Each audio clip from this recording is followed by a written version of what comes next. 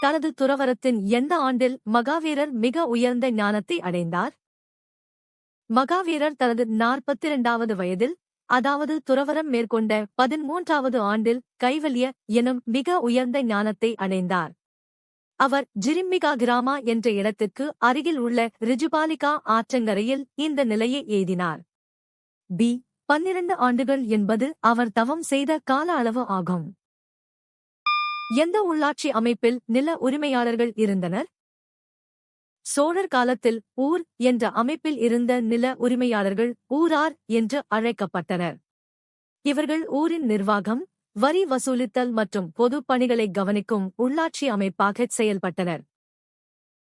சோழர் நிர்வாகத்தில் மண்டலத்தின் உட்பிரிவுகளுக்கான சொல் என்ன?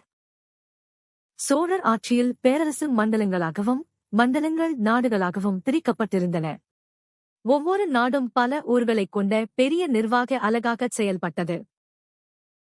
மோப்லா கிளர்ச்சியின் பின்னணியில் ஜென்மிகள் யார்? 1921 மலபாரில் நடந்த மோப்லா கிளர்ச்சியானது இந்து நிலப்பிரபுக்களான ஜென்மிகள் விவசாயிகளை ஒடுக்கியதற்கு எதிராக தொடங்கியது. இந்த ஜென்மிகள் பிரிட்டிஷ் ஆட்சியின் ஆதரவுடன் நில உரிமைகளை தங்கள் வசம் வைத்திருந்தனர். ஐரோப்பிய தோட்டக்காரர்கள் பெரும்பாலும் நீலகிரி மற்றும் அசாம் பகுதிகளில் தேயிலை காபி தோட்டங்களை நிர்வகித்தனர். உகாண்டாவின் பெரும்பகுதியை ஆண்ட ராஜ்யம் எது?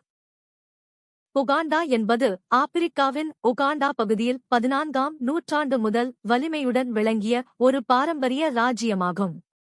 இது விக்டோரியா ஏரியின் கரையில் அமைந்துள்ள ஒரு முக்கியமான அரசியல் அமைப்பாக இருந்தது. மூலப்பொருட்களின் ஆதாரத்தின் அடிப்படையில் தொழில்களின் முதன்மை வகைப்பாடு என்ன? மூலப்பொருட்களின் ஆதாரத்தின் அடிப்படையில் தொழில்கள் வேளாண் சார்ந்தவை எயூகா, சர்க்கரை மற்றும் கனிம வளம் சார்ந்தவை எயூகா, இரும்பு என வகைப்படுத்தப்படுகின்றன. இது ஒரு தொழிலுக்கு தேவையான அடிப்படை பொருட்கள் எங்கிருந்து கிடைக்கின்றன என்பதை விளக்குகிறது. ஆலம்கீர் என்ற பட்டத்தை ஏற்றுக்கொண்டவர் யார்?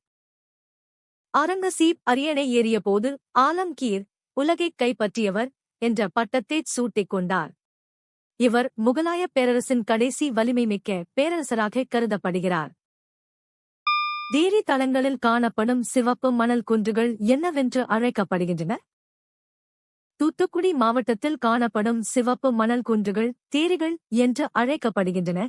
இவை குவாட்டனரி காலத்தில் உருவானவை. இவை தொல்பொருள் முக்கியத்துவம் வாய்ந்தவை மற்றும் நுண்கற்கால கருவிகளைக் கொண்டுள்ளன. அமெரிக்காவில் முதல் நீர் சக்தியால் இயங்கும் உருளை நூற்பு ஜவுளி ஆலை எந்த ஆண்டு செயல்பாட்டுக்கு வந்தது?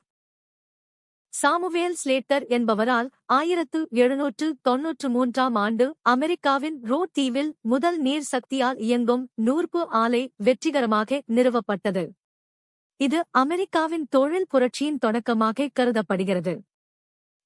1800 ஜவுளி தொழில் வளர்ச்சி அடைந்திருந்தது, ஆனால் முதல் ஆலை அப்போது தொடங்கப்படவில்லை. மகாத்மா காந்தியின் பங்களிப்பு எந்த நிகழ்வுடன் தொடர்புடையதாக குறிப்பிடப்பட்டுள்ளது?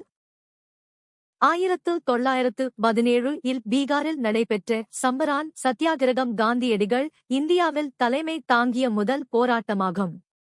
இது இண்டிகோ, அவுரி விவசாயிகளின் துயரத்தை போக்க நடத்தப்பட்டது. 1859 முதல் 60 வரை நிகழ்வுகள் என்பது வங்காளத்தில் நடந்த இண்டிகோ கிளர்ச்சியை குறிக்கிறது. இதில் காந்தி பங்கேற்கவில்லை.